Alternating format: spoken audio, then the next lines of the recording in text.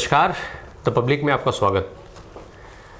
Congress party अभी 3 दिन तक उदयपुर में एक बड़ा उसने शिविर आयोजित किया था, जिसको उसने चिंतन शिविर कहा था। चिंतन शिविर के बहाने कांग्रेस अपनी खोई हुई ज़मीन खोजने की, तलाशने की कोशिश में लगी हुई है। हालांकि जो परिस्थितियां हैं वो इसके बिल्कुल उलट होती जा रही हैं।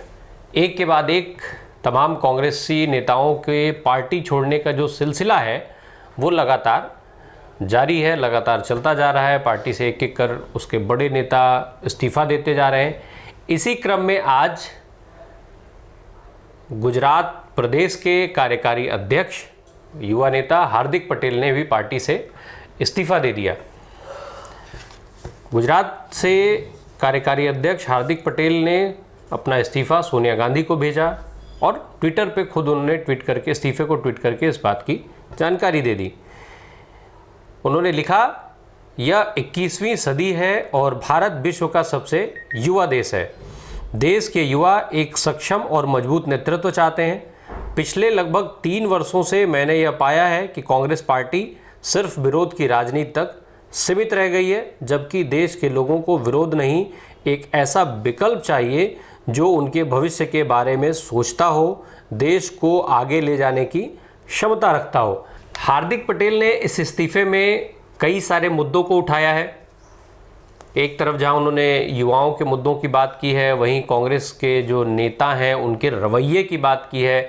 इसके अलावा उन्होंने जो तमाम देश में भारतीय जनता पार्टी के तरफ से काम हो रहे हैं उसको भी इस इस्तीफे में उन्होंने शामिल किया, उसका भी उन्होंने जिक्र किया है। हार्दिक पटेल ने अपने जो उनका इस्तीफ़ा है उसमें लिखा हुआ है कि अयोध्या में राम मंदिर हो, सीए एनआरसी का मुद्दा हो, जम्मू कश्मीर से धारा 370 को ख़त्म करने का मुद्दा हो, जीएसटी लागू करने का मुद्दा हो, ये जो मुद्दे रहे, इन सभी मुद्दों पर इनकी आवश्यकता, जो भाजपा ने जो ये काम किए उन सभी मुद्दों की आवश्यकता लोगों को थी। लोग चाहते थे कि ये मुद्दे सॉल्व हों, पर कांग्रेस पार्टी केवल इसमें बाधा बनने का काम करते रही। इन सब में वो रोड़ा अटका रही थी, इनका विरोध करने में लगी हुई थी। हार्दिक पटेल ने ये सारे मुद्दे उठाते हुए कांग्रेस पार्टी पर यह आरोप लगाते हुए उन्होंने साफ सवाल किया कि कांग्रेस पार्टी कोई भी रोड मैप नहीं दे पा रही है। इतना ही नहीं, जो इनके शीर्ष नेता हैं उन पर भी हार्दिक पटेल ने गंभीर आरोप लगाया। उनका कहना था कि जो पार्टी के बड़े नेता हैं उनके राजनीतिक जो मसले हैं, उनके लिए जो गुजरात प्रदेश है, या उन्होंने अपने पाटीदार समाज का भी जिक्र किया कि जो पाटीदार समाज है उनके प्रति वो गंभीर नहीं है। जो मीटिंग्स होती हैं उनमें वो अपने मोबाइल फ़ोन और दूसरे अन्य चीज़ों में ज़्यादा व्यस्त रहते हैं, बजाय इन मुद्दों को समझने, सुनने और इनके लिए कुछ कोई विकल्प तलाश करने या इन पर कुछ काम करने के बजाय। इसके साथ साथ उन्होंने गुजरात में तमाम जो बड़े नेता हैं उन पर बिकने तक का आरोप लगा दिया कि वो भारतीय जनता पार्टी या दूसरे जो दल हैं उनके मुद्दों के लिए वो काम करते हैं और उसके बदले उनको बड़ा आर्थिक लाभ होता है। ये सारे मसले जो हैं वो बेहद गंभीर रूप हैं, बेहद गंभीर हैं। गंभीर आरोप हार्दिक पटेल की तरफ से गुजरात के बड़े नेताओं से लेकर के और पार्टी के तमाम बड़े नेताओं पर लगाए गए हैं। इसके पार्टी अपने इस्तीफे के अंत में हार्दिक पटेल ने यह भी कहा है कि जो लोग हैं उनके इनके इस्तीफे का समर्थन करेंगे। इनके इस्तीफे के बाद अब ये ज़्यादा खुल करके स्पष्ट रूप से गुजरात और पाटीदार समाज के लिए काम कर सकेंगे। ये तो बात हो गई गुजरात में हार्दिक पटेल के इस्तीफे की। पर हार्दिक पटेल ने ये इस्तीफा क्यों दिया, जरा एक बार उसको भी समझ लिया जाए। दरअसल हार्दिक पटेल साल 2015 में पाटीदार आंदोलन से चर्चा में आए थे। जुलाई 2015 में पाटीदार आरक्षण आंदोलन की अगुवाई इन्होंने की, जिसमें पाटीदार यानी जो पटेल समुदाय है उसको अन्य पिछड़ा वर्ग ओबीसी में शामिल करने की मांग की गई थी। ये आंदोलन धीरे धीरे इसमें बड़े स्वरूप में आया, फिर उसके बाद इसके साथ तमाम मुद्दे जुड़ते चले गए और चूँकि जो पाटीदार समाज जो वहाँ जो आरक्षण है, दरअसल गुजरात में 27% सीटें ओबीसी के लिए आरक्षित हैं 14% सीटें अनुसूचित जनजाति के लिए और 7% अनुसूचित जाति के लिए आरक्षित रखी जाती हैं। इसी 27% का ये जो कोटा है, इसी 27% के कोटे में पाटीदार समाज को यानी पटेल समाज को सम्मिलित करने की मांग उठाते हुए जो आंदोलन चला था, उस आंदोलन से हार्दिक पटेल निकल करके और गुजरात की राजनीति में आए थे। क्योंकि जो सुप्रीम कोर्ट का आदेश है, जो 1992 का सुप्रीम कोर्ट का आदेश है आरक्षण को लेकर के, उसके हिसाब से कुल आरक्षण जो है वो 50% से ज़्यादा हो नहीं सकता, इसलिए आरक्षण के परसेंटेज बढ़ाए नहीं जा सकते। फिर तमाम अलग अलग हवाले सरकार इस मामले को लेकर के देती रही। हालांकि पाटीदारों का जो आंदोलन हुआ उसके बाद उसको मद्देनज़र रखते हुए और भी कई दूसरी जातियां जैसे ब्राह्मण, ठाकुर, तमाम इस तरीके की जो जातियां हैं जिनकी जो कम संख्या में है, उन्होंने भी खुद को ओबीसी या अलग उसमें शामिल करने की मांग स्टार्ट कर दी है। इस तरीके के अलग अलग तमाम तरीके के आंदोलन चलते रहे।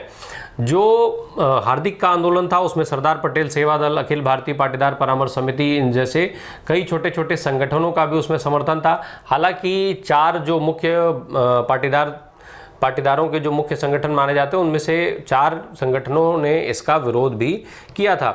18 अक्टूबर 2015 को इन पर राजघाट में एक राष्ट्रीय ध्वज के अपमान करने का मुद्दा बना करके इनकी गिरफ्तारी होती है। फिर उसके बाद इसी मामले में 25 जुलाई 2018 को इनको दोषी करार दिया जाता है सत्र न्यायालय द्वारा और 2 साल के कारावास के अलावा 50,000 रुपये का जुर्माना इनके साथ साथ 2 अन्य लोगों पर भी लगाया जाता है, जिसके बाद अपील होती है। 12 मार्च 2019 को हार्दिक पटेल कांग्रेस पार्टी में शामिल होते हैं, लेकिन 2019 के जो लोकसभा चुनाव आए उसमें ये चुनाव नहीं लड़ सके थे, क्योंकि वो तब अभी इन्होंने अपील की थी, उस अपील पर कोई फैसला नहीं आ पाया था और ये चुनाव नहीं लड़ सकते थे। फिर ये चुनाव नहीं लड़े। 11 जुलाई 2020 को कांग्रेस पार्टी ने इन्हें गुजरात प्रदेश का कांग्रेस का कार्यकारी अध्यक्ष बना दिया। तब से हार्दिक पटेल गुजरात कांग्रेस का जिम्मा संभाल रहे थे।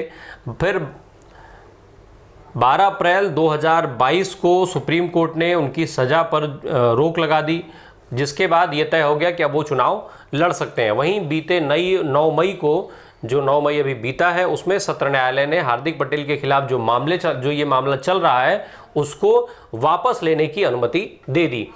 इस दौरान हार्दिक पटेल कई बार अपनी नाराज़गी व्यक्त कर चुके हैं। उनका स्पष्ट कहना था कि पार्टी में जो गुजरात प्रदेश में तमाम कार्यक्रम होते हैं उसमें उनकी सहमति नहीं ली जाती है। तमाम जो पोस्टर्स लगते हैं उसमें इनका चित्र नहीं लगाया जाता है, या कई बार ये सार्वजनिक मंच से कह चुके हैं कि जो नेता हैं वो उस तरीके से ना उनसे सलाह लेते हैं और ना उसकी जानकारी उनको तमाम कार्यक्रमों की दी जाती है। जो बड़े नेता हैं वो दिल्ली से आए हुए नेताओं की आवभगत और खातिरदारी में व्यस्त रहते हैं, बजाय इसके कि वो गुजरात की समस्याओं, गुजरात के लोगों की समस्याओं की बात कर सकें और दिल्ली से कोई रोड मैप निकलवा सकें, उसके बजाय वो उनकी खातिरदारी में व्यस्त रहते हैं। इन तमाम आरोपों के साथ इन्होंने पार्टी से इस्तीफा दिया है। अब चूंकि कांग्रेस पार्टी की जो स्थिति है उसमें अभी पीछे अहमद पटेल, जो कभी गांधी परिवार के बाद कांग्रेस पार्टी के सबसे मजबूत नेता माने जाते थे, उनके बेटे फैजल पटेल ने भी कुछ इसी तरीके के आरोप कांग्रेस पार्टी पर लगाए थे कि वो गुजरात के में जो उनके जो नेता हैं उनकी अनदेखी की जा रही है। अभी हाल ही में जिस समय चिंतन शिविर चल रहा था, कांग्रेस के दिग्गज नेता उदयपुर में जुटे हुए थे, उसी समय पंजाब में सुनील जाखड़ ने इस्तीफा दे दिया। वो फेसबुक लाइव में आकर के उन्होंने इस्तीफा दे दिया था, अपने ट्विटर बायो से कांग्रेस का नाम हटा दिया था। हार्दिक पटेल ने भी ट्विटर बायो से इनका नाम हटा दिया। इसके अलावा पिछले कुछ समय में चूंकि कांग्रेस के तमाम कई बड़े बड़े नेताओं ने, जिन्होंने कांग्रेस के लिए बहुत अहम भूमिकाएं निभाई हैं चुनाव में, उन्होंने पार्टी को छोड़ा और वो दूसरे दलों के साथ अब जुड़ करके काम करने में लगे हुए हैं। जितिन प्रसाद, आरपीएन सिंह, राजा रामपाल, राजेश पति त्रिपाठी और ललितेश त्रिपाठी, जो पंडित कमलापति त्रिपाठी के लड़के और राजेश के लड़के ललितेश हैं, ये तीसरी पीढ़ी इस तरीके के महत्वपूर्ण नेता जो कांग्रेस पार्टी के साथ लंबे समय से जुड़े हुए थे, उन्होंने पार्टी छोड़ा। हरेंद्र मलिक, पंकज मलिक ने पार्टी छोड़ी, ज्योतिरादित्य सिंधिया, आरपीएन सिंह, ये सारे बड़े नाम हैं जिन्होंने कांग्रेस पार्टी का साथ अभी हाल के समय में छोड़ा। अब जरा एक बार गुजरात की जो जातिगत राजनीति है उसको समझ लिया जाए कि उसके हिसाब से हार्दिक पटेल के कांग्रेस पार्टी छोड़ने का कांग्रेस पार्टी को नुकसान कैसे होगा। पिछले 25 सालों से गुजरात में भारतीय जनता पार्टी का कब्जा है। 6 करोड़ की आबादी गुजरात की है। जो 52% आबादी है वो पिछड़ा वर्ग में है। जो पिछड़ा वर्ग की जातियां हैं उनसे मिलाकर के वो 52% आबादी बनती है। ओबीसी समुदाय जो है ये इसमें 146 जातियां सम्मिलित हैं। 146 जातियां आती हैं उसमें। 16% यहाँ पर पटेल आबादी है। 16% आबादी होने के बाद भी पटेल गुजरात की राजनीति के सबसे बड़े फैक्टर हैं, जिनको ओबीसी में शामिल किए जाने की मांग को लेकर के हार्दिक पटेल नेता बने थे। दूसरी जातियों की बात की जाए तो छत्री भी करीब 16% यहाँ पर है। 7% दलित हैं, आदिवासी 11% और मुस्लिम 9%। इसके अलावा ब्राह्मण, बनिया, कायस्थ ये सब मिलाकर के कुल 5% हैं। ये जो आंकड़े हैं वो अपने आप में ये साबित करते हैं कि जो हार्दिक पटेल का इस्तीफा है वो कांग्रेस के लिए बेहद नुकसानदायक होगा। अब चूंकि इसी साल के अंत में गुजरात में विधानसभा के चुनाव होने हैं, दूसरी तरफ कांग्रेस पार्टी को लेकर के स्थानीय कुछ और नेताओं में भी नाराजगी देखी जा रही है।